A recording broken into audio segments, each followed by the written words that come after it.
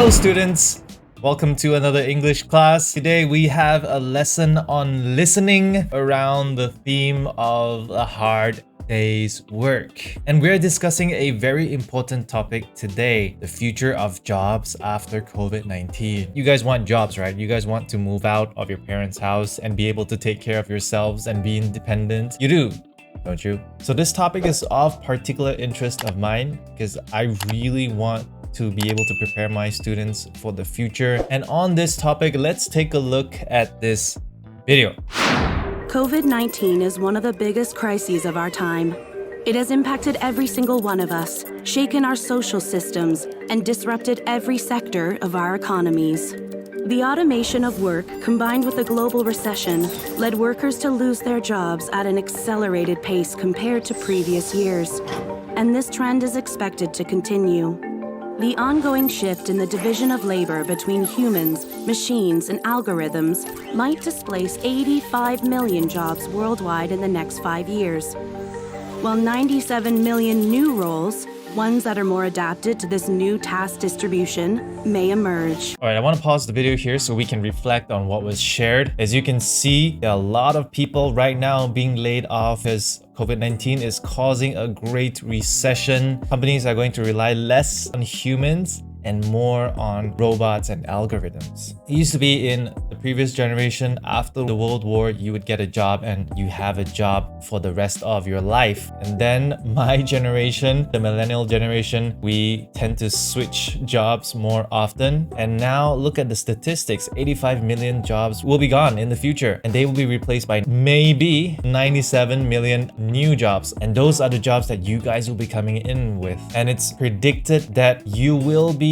changing jobs more often. Future of work will be more like a gig economy rather than a permanent thing like we used to have in the past. And so we see many people losing their jobs because my generation, and especially the generation before mine, really finds it very hard to adapt to this current situation where our work is very much integrated into modern technology, internet technology. It's very difficult to adapt to it. Not many people can survive, and unfortunately, many people will be left behind. So as you are preparing to enter the workforce in the near future, you have to think about acquiring skills that robots cannot do.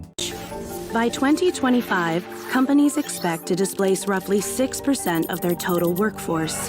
1 in 2 workers will need reskilling, and those remaining in their current roles will need to update 40% of their skill set to adapt to the changing labor market.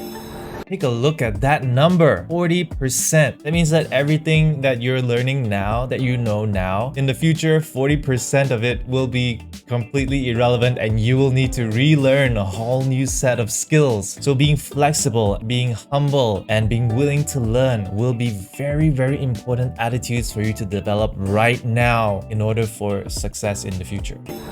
There is a way to collectively benefit from these challenging times.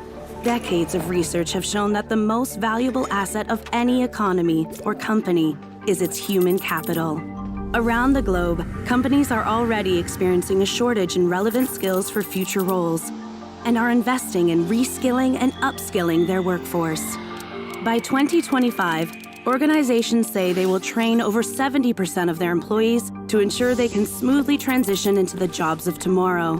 These include DevOps engineers, artificial intelligence specialists, digital marketing managers, talent acquisition specialists, and customer success specialists. This video came out last year in October, and the jobs listed earlier, those jobs already exist. Even in Malaysia, there are already people doing these things. And so when you come out and actually start working, these jobs might already be very established and there will be more different jobs that we haven't even thought of yet. The change in technology is increasing at ever faster rates, and that change in technology is also directly influencing the change in jobs. We need to keep up with the news, what's going on in our economy in order to stay relevant for our future success.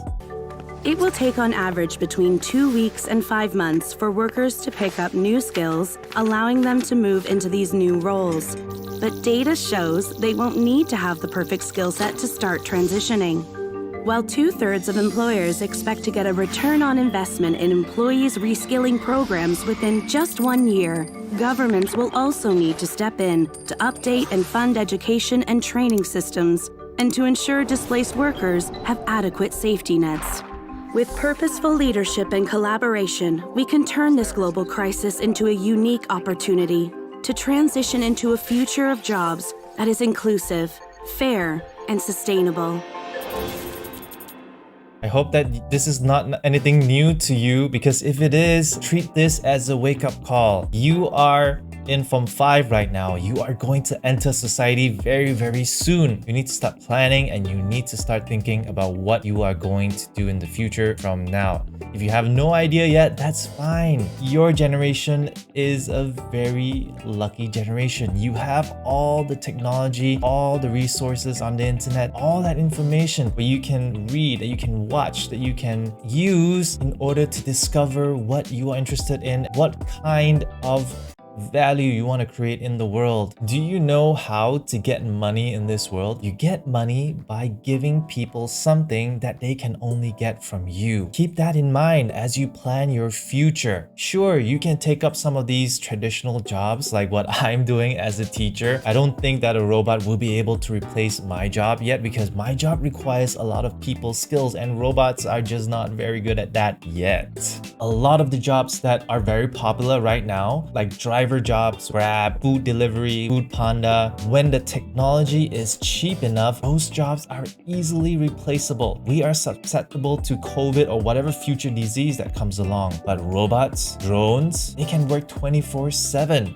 They won't complain. They're not afraid of the sun or the rain. So if you can, think about what unique skills you have, what unique interests, and find where it intersects with what other people are willing to pay for. And in the future, you will be very surprised some of the things that you're doing as a hobby right now and be the things that people will pay you to do for them. So I'm optimistic. I'm optimistic about your future, our future in Malaysia. I believe that young people have a lot of fresh ideas, and I really, really believe in empowering you guys to do what needs to be done to make our country a really amazing place. So I really, really hope that you take up this challenge. Don't leave Malaysia. Make Malaysia your home and grow together with your tanah tumpah darahku.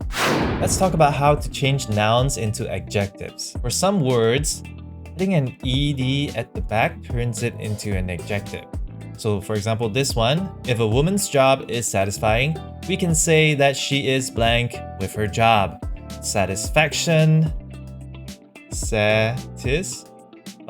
Let's try the next one. If a man's job is stressful, we can say that he is blank at work. Stress plus ed, stressed at work. If your job is exhausting, you are probably blank when you get home. Put an ed at the back, exhausted. If someone's job is enviable, other people are blank of it. Now, for this one, you have to add an OUS at the back. Envious. If a woman has a responsible job, she needs to be a very blank person. Yeah, I guess this one is responsible. Alright, so these are some words that you can use to talk about work. Now let's go over to today's first listening passage. We will have two today. And this is the first one. You're going to be listening to 5 different speakers, and your job is to figure out which emotion they are feeling. Are they ambitious, confident, exhausted, regretful, or satisfied? Let's try it out. Speaker 1. I can't believe I missed my big chance. I wish I'd tried harder. The speaker said, I wish I tried harder. So which of these emotions is she expressing? Is it ambitious, confident, exhausted, regretful, or satisfied? Yeah, she's regretful, menyesal. Speaker 2. What a day. I've got no energy left at all. Thank goodness it's the weekend. Speaker 2 says that she's got no energy at all. Is she ambitious, confident, exhausted, or satisfied? Yeah, she's exhausted. Speaker 3. I'm determined to work hard and be a success in my chosen career. Speaker 3 is determined to work hard and achieve success in his career. So is he ambitious, confident, or satisfied? So the answer is actually between A and B, right? Is he ambitious or is he confident? He's saying that he's determined to work hard. He's actually being ambitious, because being confident also means that I've already done a lot of work, so I will get it. Ambitious is like, I'm gonna get it, I'm gonna work hard no matter what. Speaker 4. I'm happy in my job. It's hard work, but it's worth it for the benefits we get. Speaker 4 says that she is happy with her job. So is she confident or satisfied? Yeah, I'm happy, so she's satisfied. Speaker 5. I know I'll do well at the interview because I've got the qualifications and the experience. Speaker 5 says that I know I will do well. So when someone says that, they are definitely confident. So that's it for listening passage number 1.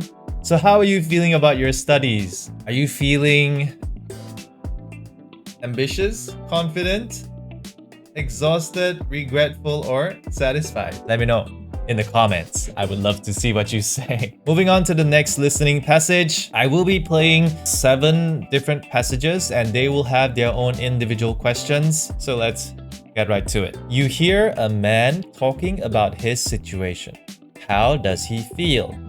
Regretful, hopeful, or satisfied? I wish I'd studied harder at school. If I'd passed my exams and gone to university, I'd probably have a well-paid and satisfying job by now. Instead, I'm unemployed and struggling to pay the bills. I hope that things will get better, but I can't say I feel very optimistic. People say that if you're really determined to make changes in your life, you can achieve amazing things, and they say that it's not too late to go back to college and try again, but I'm not so sure. I doubt I'd be any better the second time round, to be honest. Alright, so this person says a lot of things. At the beginning, he said that he wished that he worked harder at school. So is he regretful? Yes. Is he hopeful? At the end, he says that he doubts that he will be able to do any better if he goes back to school right now. So he is definitely not hopeful. Is he satisfied? He said that he's not paying his bills, and it sounds very clear that he's not happy with his situation right now. So he's not satisfied. He is regretful. Let's try the next one. You hear 2 people talking about a job interview. What is the woman worried about? Right, let's pay attention to the woman. He hasn't got the right qualifications for the job. She won't do well at the interview. She hasn't got enough experience. Hey, congratulations! I hear you've got an interview with that law firm. Thanks, yes. I'm not very confident of getting the job, though. Why not? You've got all the qualifications, haven't you? It's perfect for you. Are you worried that you won't answer the interviewer's questions well enough? Well, that's never easy, but I've had plenty of practice and feel quite confident about that. I just get the feeling that they're looking for someone who's been doing the job for several years. I'm fairly new to it, and that's not going to work in my favour. I'm sure you'll be great in the interview and they'll realise you'll do a fantastic job. Don't worry. So it seems that she is new to the industry and she thinks that they are looking for someone who's been working at it for a few years already. So has she got the right qualifications? The man says that she does, so this one's wrong. Do you think that she would do well in the interview? She said that she did some preparation, so this one is wrong as well. And yeah, the answer is C. She hasn't had enough experience, and that's what she is worried about. Guys, if you find yourself worried about the same thing, like if you're applying for a job and you think that they want someone with more experience, you have already actually been applying the skills necessary to succeed at the job in your current life. Look for situations and look for evidence in your current life with the things that you've already done to show that you're demonstrating the skills that they need for you to succeed in that job that you think that you don't have enough experience for. But actually you are already experienced in it, just that it's not directly in that field. You hear a woman talking. What does she miss about her job? Her colleagues, the benefits, her salary. I decided to retire from my job last year because I wanted to spend more time with my grandchildren before they grow up. I can't say I was sorry to say goodbye to the people I worked with. They were a rather unpleasant bunch, very secretive and envious of other people's salaries, which was silly really, because it's not as if any of us were earning very much. I was sad to lose the main perk of the job, though, which was free drinks and snacks every day. The cost of food shopping really does add up and takes a good chunk out of my pension. Still, it's worth it to be able to see my grandchildren. Alright, so what does she say about her colleagues? She can't say that she would be sorry. That means that she's not sorry to say goodbye to them. So yeah, she wants to say goodbye to them. It's a very British way of saying those guys are And then she talks about the salary next, right? And she says that the salary is not very much. So definitely this is not something that she misses from the job. Does she miss the benefits of the job? Yes, she misses the free drinks and free food. You hear two people talking about jobs. Why isn't the man keen on the full-time job? Is it he won't have time to do other things? It's too far away? The wages are not good enough. There are 2 jobs here in the paper I'm thinking of applying for. This building company wants a full-time electrician, but if I take that, I'll never be able to finish the work I'm doing on my daughter's house. Are you thinking of just getting a part-time job then? Well, maybe yes. There's one here that's 30 hours a week, which would be ideal, but I'm not sure I could live on the amount I'd earn from that. If I took the full-time one, my wages would be much higher. Well, of course. And the part-time one's miles away, look. You'd take forever to get there and back. So the question is focused on the full-time job. Why isn't the man keen on the full-time job? Is it because it's too far away? In the listening passage, the one that's too far away is actually the part-time job. So B is wrong. Is it because the wages are not good enough? That's a problem that he said about the part-time job, not the full-time job. So this one is wrong. The answer is A. He won't have time to do other things. Specifically, he wants to help out with his daughter's home. You hear a woman talking. How does she feel about her job? It's exhausting, it's stressful, it's upsetting. I love my job. I look after old people in a nursing home. It's true that by the end of each day I can hardly move because I'm so tired. But I don't really mind because I know I'm helping people. My cousin earns twice what I do. She's a top lawyer. But if I had to cope with as much stress as her, I'd probably quit my job after a few weeks. My job's quite fun, really. Sometimes I feel a bit sorry for the old people, but the good thing is we're making their lives as good as we possibly can. So it's a happy place, really. Alright, is her job stressful? She does talk about stress, but it's about her cousin's job. And she says that her job is fun. So I don't think that it's stressful, and I don't think that it's upsetting as well. She does say at the beginning that she feels tired at the end of the day, so the job is exhausting. You hear a student talking. Why does he choose this particular course? To fulfill an ambition, to follow the wishes of his parents, to learn how to make money. I was very disappointed when I finished school, because I didn't do well enough to get into Oxford University, where I'd always hoped to go. Most of my friends are there, so at first I felt like a failure compared to them.